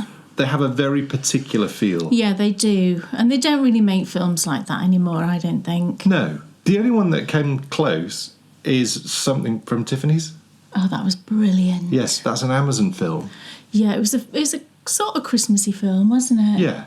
Yeah. Yeah. But you could watch it anytime. You could. It was, yeah, that was a fantastic find, wasn't it? I watched that last year and then we watched it together. We've watched it twice. I mean, yeah. Amazon have brought out a few really good films, actually, but that one really does have those similar feels. Yeah, which is really, just really nice. Really good, really excellent film. But what a start to Kay's 12-episode Odyssey. Are you excited? Are you going to knit along with me your own socks? That would be fantastic. I'd be so pleased. Even if you don't dye the yarn, knit along with me. It'd be lovely. Yeah, because you could pointers all the way along, sharing all the sort of little things that you like to do to make the perfect pair of socks. Yeah. Very exciting. Very great exciting. fun. And just like so lovely to have such a great subject to sort of delve into. Yeah, absolutely. It's all about, isn't it? You've done so much work. I did do a lot of work last year on this because I created, as I said in the thing, I created a whole 24 mini skein advent calendar based on it, and it did take a lot of work, but I really enjoyed it. I do really enjoy sort of immersing myself into something and getting that obsession. Dan knows that I really enjoy it when I get obsessed about something. That creative obsession is the best feeling in the world, honestly, because it's all you want to do. You can't think about anything else. And can't think about anything else. Yeah. And I think it's just so good for your brain as well, It pushes out bad stuff. Yeah, that's right. You're focusing on something really positive, really enjoying it. You're creating things. I think any time that you're creating something, no matter what you're doing, I think it's really good for your brain. Doing anything with your hands as well is really good for your brain. So, it's a brilliant process. What a year it's going to be. I mean, I'm sure you'll agree. So exciting. Only the first part of the episode too. There's still so much to come later on in the show. But really sort of, what a great start to what is going to be the most amazing year. Yeah, and I'll show you the cuffs that I've knitted with that yarn once you've seen the second part. Yes. Yeah. Now, speaking of things to show, we do have some things to show, but we can't count any of them. No. It'll be next time when things count. These are not cast-offs. Although they are. Kay Jones, what's off your needles? So the first thing is, do you remember I was knitting this lovely cowl on the last show? I finished it. Oh, it's the most fabulous thing. So this cowl doesn't really have a name. I used the Fairground Socks stitch pattern in this cowl, and I explained it. I spoke in length about this on the last episode. So if you haven't watched the last episode, go back and watch it. You can see me rant on about this. But I used a yarn that I really enjoyed, and this is what I've got left. I do have quite a nice chunk left. I wasn't sure how much of the yarn I would use, but definitely you get, there's quite a chunk left. It was a 200 gram ball of yarn, and it was King Cole Hedgerow chunky yarn, and this colourway was Conquer. It's 100% acrylic, but it's premium acrylic. all good. But I loved it, and I really wanted to knit something else with it because I used this yarn for hot water bottle cover for Bryony earlier last year and loved it, really enjoyed it. And I knit this cowl and it's just the most glorious thing. Now the thing with acrylic, right, I did wash this, I did soak it, and I did lay it out flat, and I did pin it a little bit. Not aggressively, but I did pin it a little bit just to straighten off the corners basically. And it did sort of pull out a bit and was a bit wider and showed off the stitch pattern a bit more. But then the problem with acrylic is it doesn't really have that staying power, that memory for when you block it like wool does. You know, if you block something in wool, once it's dry, it pretty much stays like that, doesn't it? Acrylic, I find, doesn't really do that. It just kind of bounced back to what it was originally. But it's still perfectly lovely. And it's a great cowl. It's really soft. I asked Bryony if she wanted this, and I think she does, but if she changes her mind, then I'll be very happy to keep it because it's just so, look how cosy and lovely it is. It's really soft, you know, it's acrylic, so there's no itch factor or anything, and it's just really lovely. So I don't have any plans to put this out as a pattern or anything at the moment, but that, you know, that might change at some point. If you've got the fairground sock pattern, and I know a lot of you do have, I used the stitch pattern that's in the size medium because each one is slightly different, but I used the one that's in the size medium. And I cast on, I think it was 96 stitches. I think it was 96. You'll be able to work it out with the division when you look at that stitch count. So you could probably just do it yourself, in all honesty. You could work it out. It's not tricky. But, you know, you never know. At some point in the future, I might pop this out as a pattern. But for right now, it's just something I did for me, a personal project. But really, really enjoyed it. And I would definitely make another one. The yarn was great. Really enjoyed it. So the next thing I've got is Dan's hat. I finished his ribbed hat. Isn't it just lovely? So I used, for this one, I used Malabrigo Rios. And guess what? I found the tag. When I was emptying the bag, the project bag, once I'd finished it, of course, the colourway was in the bottom of it. So it's Malabrigo Rios in this colourway, number 870. But I just did a 2x2 ribbed hat. But doesn't it look lovely? And it fits you really well. Do you want to try it on? I haven't blocked it because it's just a ribbed hat, isn't it? And, well, that's lovely. It looks really nice. There you go. Fits perfectly. Yes. So I just kept trying it on his head because the length, I didn't know how long it needed to be. And, oh, don't do that. Oh, my gosh, you look like Benny from Crossroads. Does anybody remember that? Crossroads back in the day. Yeah, I do. Look like Benny. Yeah, perfect. No, it's a really nice hat. Yeah, thank you very much. That's okay. Marvellous. So yeah, just a plain 2x2 ribbed hat. I made up the decreases at the top myself. I just sort of, you know, I literally just made it up. I wanted to have I think I had about 14 or 15 rounds of decreases because I don't like really long decreases. But I think they turned out nicely, look. I think it looks good. Oh, and don't the colours. You can really see the colours in the yarn there. It's a dark colour, but it's got all of these other colours in. Isn't it pretty?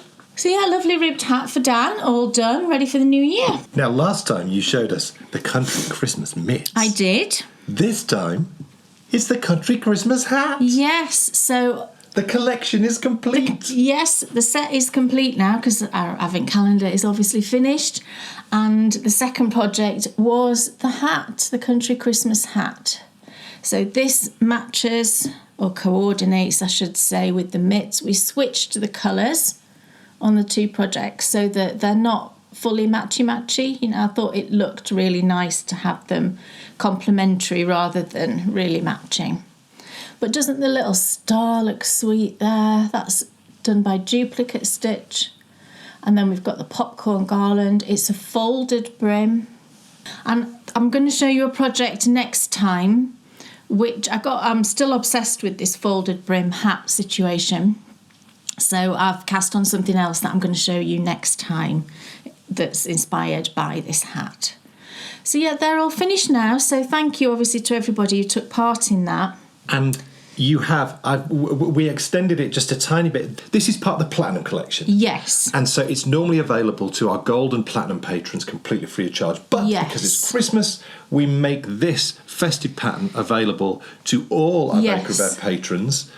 It normally stops being available to all on the 1st of January, but we've extended it just a little bit longer, just so everyone, you know, who perhaps has been a bit sort of busy with Christmas and you've still got time. So if you're a Bakery Bear patron, go and download this now. Download the 2 patterns. Because it's going to stop being available to everyone and only be available to Gold and Platinum patrons on the 8th of January. Okay. So you've got till the 8th of January to download. To download them. Because once you've downloaded it, you've got it. You do. It's there permanently. Yes. So yeah, they're all complete. So I used 2 different yarns. I used Pixie yarn for this main colour here, which is Oh Christmas Tree. Just perfect. And then the neutral is from Bird Street Yarns and it's Crema. Just gorgeous. Beautiful. So yeah, all done, and I'm going to wear these happily. I have been wearing them already. Speaking of gorgeous yarn, I think it's time that we got back to the second part it is. of My Perfect Socks.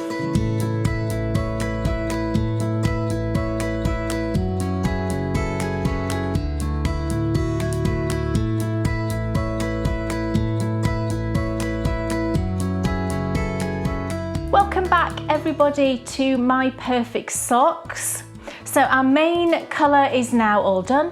It's time now to dye up the coordinating colour. So we're going to get to that, we're going to get it dyed up, and then excitedly it'll be time to sit down, we're going to have a chat about the socks, and then we're going to get to the knitting.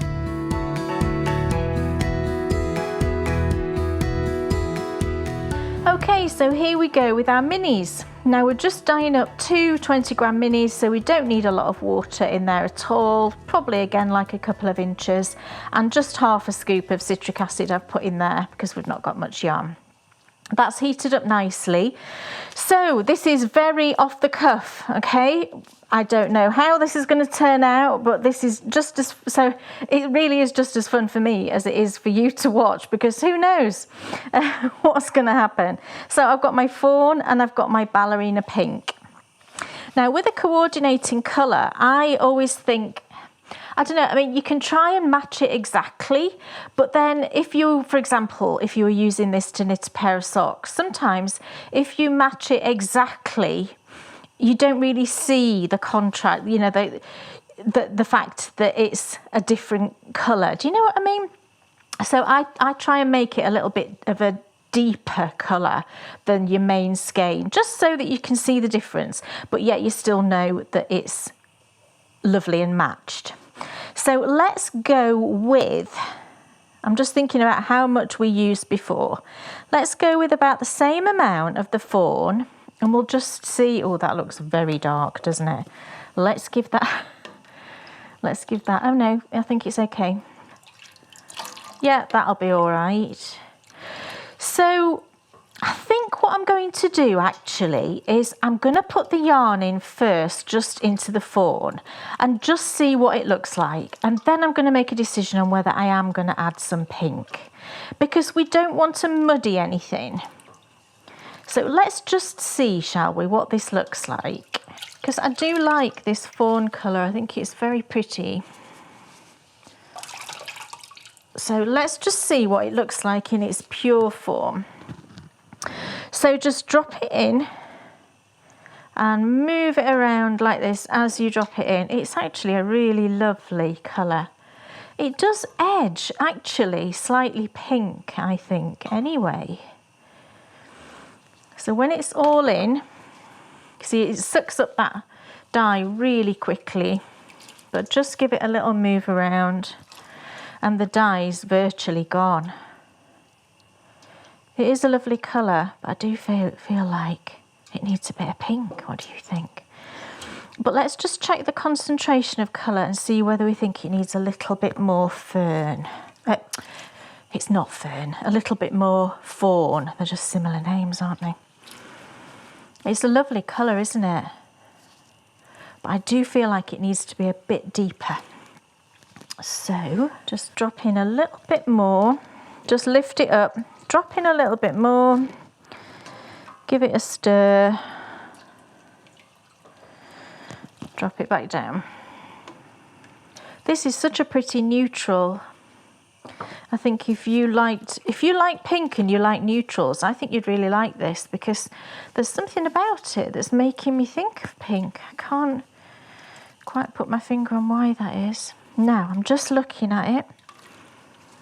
You see, you're seeing actually the process for me creating a colour on the fly, if you like, because it's all about tweaking and judging and deciding. It's all of these things, which is normally already done. Now, what do you think? It's a lovely colour. I'm just thinking about the one that's cooling outside. Is it strong enough? Do you know, I feel like I need to just add a little bit more fawn. I am. I'm going to go for it and just add a little bit more. And then I'm going to decide if I want a bit of pink as well. I feel like I do. So if you wanted, you could just leave it at that stage and that will match beautifully. But I am just going to be a bit bold and add in a bit of the pink. Why not? This is fun. Let's see what's going to happen. So I'm probably just going to add about 1/2 of an 1/8. And I am just going to drop it in. And then just get it in there quickly. Okay, quick, like that. A little move, back in. Oh, I'm liking it. That's all I'm going to put in, not a lot. Oh, I like it. We need to think of a name now, don't we, for this colourway? But that looks beautiful. Oh, I really like that. Okay, so that's our coordinating mini all dyed up. I'm just going to bring that up to simmering point, let that sort of simmer away for 5-10 minutes at the most, and then it can pop outside to cool down with our other one.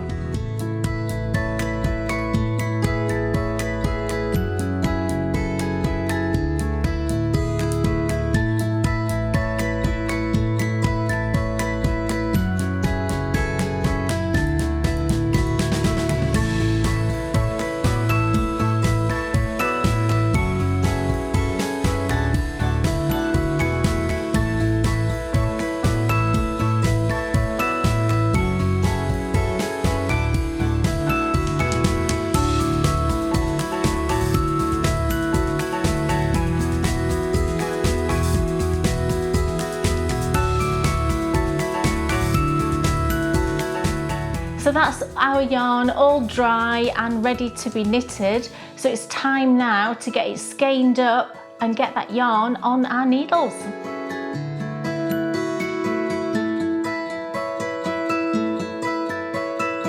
Okay, so our yarn is now dry and looking beautiful. Here's our main colour. It's just lovely. You can definitely still see hints of the fawn that we used here. And then we've got that pink and green. So it's this lovely variegated. What I need to do actually, shall I just, so that you can see it in a skein, because I'm going to wind it.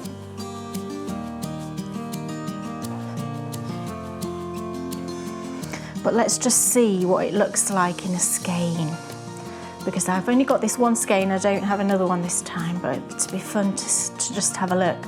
And it's just beautiful. And that pink is very much a piglet colour, I feel. It does look exactly like piglet, so I think that's what we should call it. So there's our skeins all wound up and they just look beautiful. I do of course have 2 minis. The only reason really I did 2 minis is just because doing 1 mini skein, it is a very small quantity, so I thought I'll do 2 and then that just gives me an extra little mini as a treat. So it's time now to wind this main one up. I'm not of course using the mini as I said before, but we're going to be starting our socks with this beautiful colourway. So it's time now to get it caked up, ready to knit.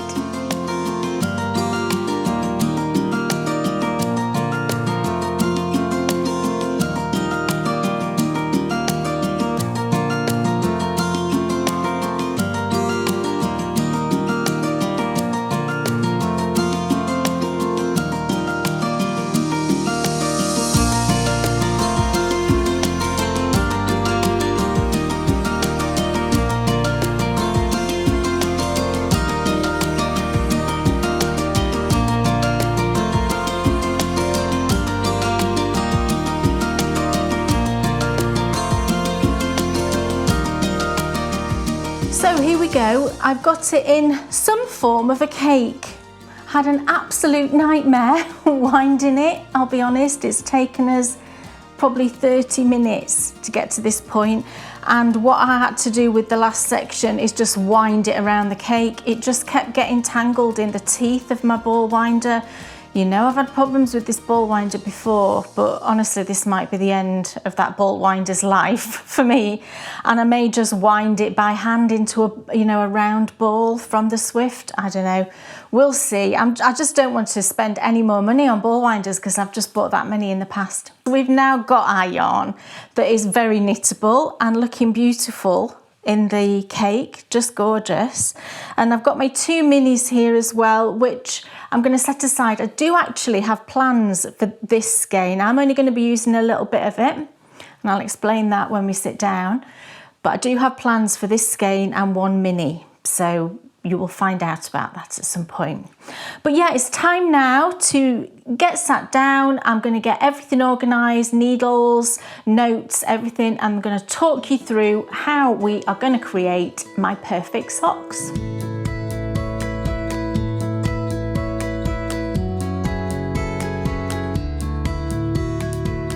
Okay, so here we are now, ready to start our socks.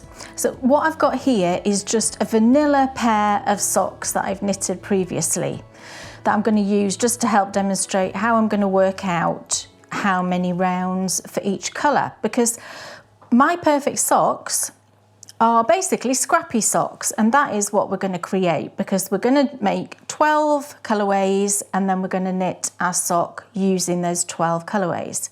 So what we need to do is split up our sock into 12 sections. So I've just got this vanilla pair here just to demonstrate really how you can work that out for yourself. So you need to grab a pair of socks that you've knitted previously that are, you know, the same socks that you want to recreate effectively. And it's really simple, the method that I use to work out how to break it down into however many sections you want. It doesn't necessarily have to be 12, but we're just using 12. So the first thing you need to do is count the number of rows that you've knitted from the edge of your heel to just before your toe, so basically your foot section. So count the number of rows on your sock, make a note of that, and then what we need to do is find a number that will divide it evenly into the number of rounds for the foot. Now let's use an example of, say, 60 rounds. You know, yours might be more, it might be less than that, whatever the number is. Let's say it's 60. There are several numbers that will divide into that. So automatically you might think 10, that does divide, but then also 12 divides into that. And if you're ever not sure if it's an awkward number, then if you just Google what numbers divide into this number, it will bring up the answers for you. So let's say we've got 60 rounds here. So we know that we can use 10 per round, 10 rounds per colour, which is a nice number for each section. So if we were to do that, that means we're going to use 6 different yarns to knit the foot. We're then going to use 1 colour for the toe, that takes it to 7. 1 for the heel is 8, 1 for the cuffs is 9. So that leaves us 3 colours to work our leg. So we then know that the leg would be 30 rounds long. So if that's not long enough for you, if you want a longer leg, you need to then go back to your foot section and find a number that gives you larger sections. So for example, 12 divides into 60, and that would just give us 5 sections on the foot. So then we would have 5 sections on the foot, and then number 6 would be the toe, 7 the heel, and 8 the cuff. That leaves us 4 sections for the leg. And that would give us a 48 round leg, which is a nice length, I think. So you can see how you can work this out. Now for my actual perfect socks, the number of rounds that I've worked is 63, which is a bit of an odd number, but it does divide. 9 divides into it, and that's what I'm going to do.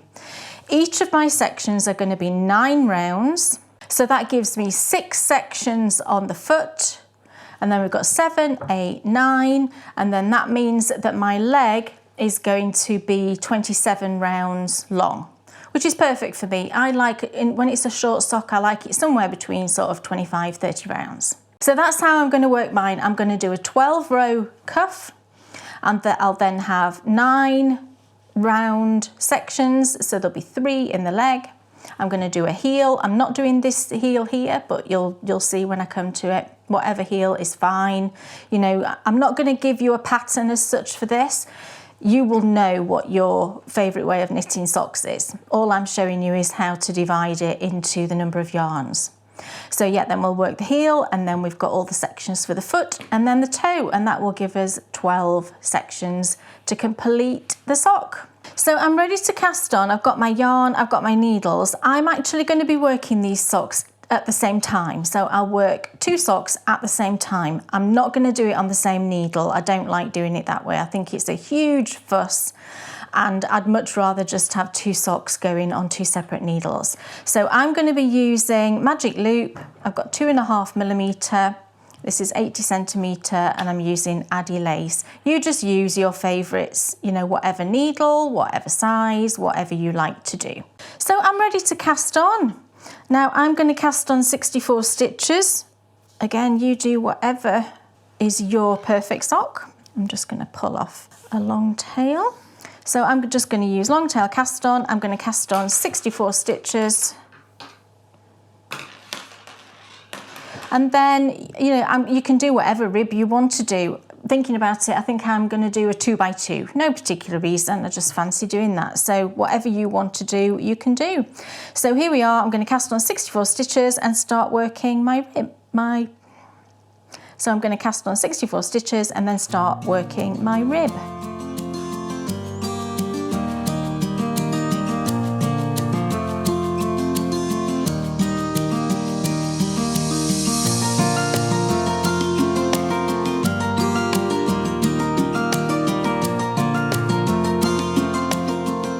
So I am underway. I've got my first cuff on the go, just doing a 2x2 rib, as I said. I didn't know what I was going to do actually, what rib I fancied doing. Entirely up to you, you know, if you like a twisted rib, do a twisted rib. So yeah, I've got the first rib on the go. What I will do is I'll finish this one. So I'm just doing 12 rounds for my cuff because it's just a short sock, and that's what I like with a short sock. And then I'll cut the yarn. I'll get my other set of needles and I'll work the second cuff and then cut the yarn again. And then that's all I'm going to be using this first colour for. So, you know, if you are not a dyer and you don't want to, you know, get yourself involved in the dyeing part of it, you can see we're not going to use a lot of yarn for each section. You can just go in your stash, and it might be that you've got some leftovers from another project that's in similar sort of colours. Or you might just want to make up your own sequence of colours for your own socks. It's really entirely up to you. But yeah, I'm very excited that this is finally on the needles, because this series has been months and months and months in the planning. So it's lovely now to have a sock on the go, and it's knitting up. I can tell already it's knitting up lovely. It's just a nice, soft, gentle, very, like I said at the beginning, very sort of watercolour-y. Not even a word, I know, but it's that sort of gentle Monet-like look. One thing I forgot to say actually is, if when you're counting the number of rounds for your foot, if your number of rounds happens to be a really awkward number and you can't find anything that divides evenly, that's, you know, a number that is going to be reasonable for the thickness of stripes, then you might just have to like add a row or 2 onto your foot, or take a row or 2 away. I mean, you will know what the sort of fit of your sock is like, and you'll know whether it would be okay to add a couple of rounds or to take a couple of rounds away. Or the other thing you can do, if you don't want to do that, and say for example your foot was 2 rounds short of where it needed to be, all you need to do is, when you finish your foot, before you start the toe, just knit 2 rounds with your toe colour and then start the toe. So there's lots of different ways that you can tweak it if you don't have a number that divides in the right way that you want it to. So yeah, very excited. I've got my perfect socks on the go, and I can't wait to see you again for the next episode. I obviously know what the colourway is going to be. It's lovely. Not going to say anything, but yeah, it's going to be beautiful. But for now, I really hope you enjoyed that. I really hope that you all cast on a perfect pair of socks to knit along with me, and I will see you next time for more of my perfect socks.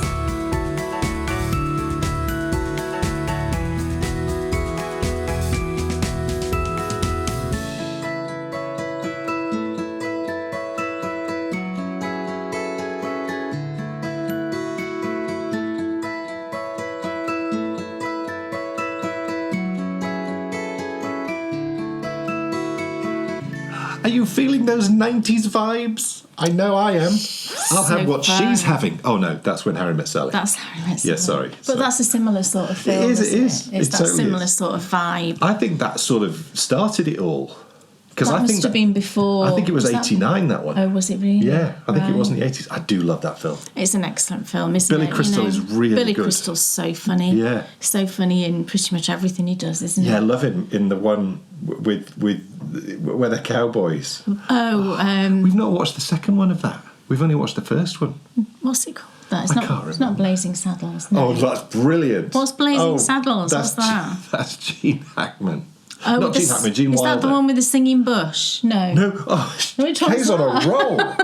That's the Three Amigos. Oh, I'm getting them all mixed up. Look. That's another good film. Show everyone the socks. Right, so I've got the two cuffs done. So I've got them on, oh, look, oh, no, oh, there we go. I've got them on two separate magic loops. Cuff keepers, as I call them. Cuff keepers? Is that what you call? Have you just made that up? Yes. Here's my two sock cuffs. So this is the Shoe Books colourway. I think it's just a lovely way to start with a sock, a nice, gentle, soft colourway. Now, the reason I can't show you the full ball is because Dan's using it. Oh, and you'll see it next time. So you'll see it next time. In all its glorious ballness. The cuffs are done. Honestly. He's talking nonsense now. We're probably getting to the end of the show, aren't we? But aren't they just lovely? There we go. So pretty. And I don't normally knit socks like this, in tandem. And I'm really enjoying it. So I think it'll be really interesting to see how much I enjoy this process, because I'll probably do this again, I think. But I'm really pleased with that first colourway. It's just a soft, muted, beautiful shade, and really makes me think of that scene where she sat and she's explaining to the lady behind about what the shoe books are. Wonderful. So yeah, they're on the go. My perfect socks are on the way. And My Perfect Socks is back next time, because we've got a run of 4 episodes of My Perfect Socks. So you can get your socks up and running for the year. Yeah. And then it'll be time for Britain the Stately era. Yes. Coming in February. It's going to be amazing. It is. Right now, though, it's time for the Endy Bits. Endy Bits. So, new sock stash is underway for Baker Bear patrons. Yes, it is. So, we're into a new year now, and we're having another of our sock stash yearly knit-alongs. This is the 3rd year. And it's really enjoyed. I loved it last year. I knit 12 pairs, so I need to get on that and get my first pair cast on for myself. But yeah, the new sock stash is underway. There's a new thread set up in our Ravelry group. So same situation as last year. That's there for you to post, chat, let everybody know your progress, those kinds of things. What is now the old sock stash thread, I'll leave that one open, just the general chatter one, in case you want to, dip back into there with maybe socks that you finish later on. But there's an FO thread for the sock stash, and that's going to be open until the 13th of January. So if you want to post your pictures, I wanted to leave it open a little bit longer than the end of December, just in case you want to have a bit of a mad rush to finish any socks off. So you've got until the 13th of January to post pictures in that Ravelry thread. If you don't use Ravelry, you can email us a photo of your finished stash and I will add it in. That's never a problem. And then I will close it on the 13th, and then we will announce the winners of Sock Stash on the episode following that, which is 2 or 3 days later, I think. Kay will announce the winners on the next show, like she said, and then we'll talk in depth about the sock stash on the next patron-only show, which we'll tell you all about when that's going to be on our next video show. But it's the last Sunday. It's always the last Sunday in any month is our patron-exclusive show. Yeah. Cool. So a brand new issue of Knitability is coming on the 9th of January 2025. Gosh, I don't know why I said the year. Because you sort of forget, don't you, when you're just into a new year? It's very space age, isn't it? 2025. That is our wonderful magazine. So it's a special New Year's edition. Get your new year started in style. It's a wonderful issue that our editor Jen has been working on hard all through Christmas. Yes. So that's going to be super exciting. The Bakery Bear wheels, I suppose, then, are officially in motion. Yeah. Oh, yes. And this is a huge year for us because this is our 10-year anniversary of this being our job. Wow. And this is a big year for us. Is it really? It is. Oh, it was 2014. No, that 2014 is when we did our first show. Right. 2015 is when we launched Bakery Bear Productions. Of course. Yes. So this year is a big year for us. Not going to go into any more detail other than to say this is as big a year as what we had in 2018. And if you know the history of the Bakery Bears, you might be able to guess what I might be referring to. There's something big and exciting coming this year. A big sort of improvement, and it's going to be just the business. Oh, I know what it is. But also as well... Did you see me thinking then? The series that we're doing this year are unlike any that we've ever done before. Because the historical adventure series are all going to be filmed on location. Yeah. We've never done that before, so it's going to change the way that we're producing things. And also, we've never produced in a year 2 historical adventure series. It's always been one because it's it is such a big undertaking. Yes. So that's going to be absolutely immense.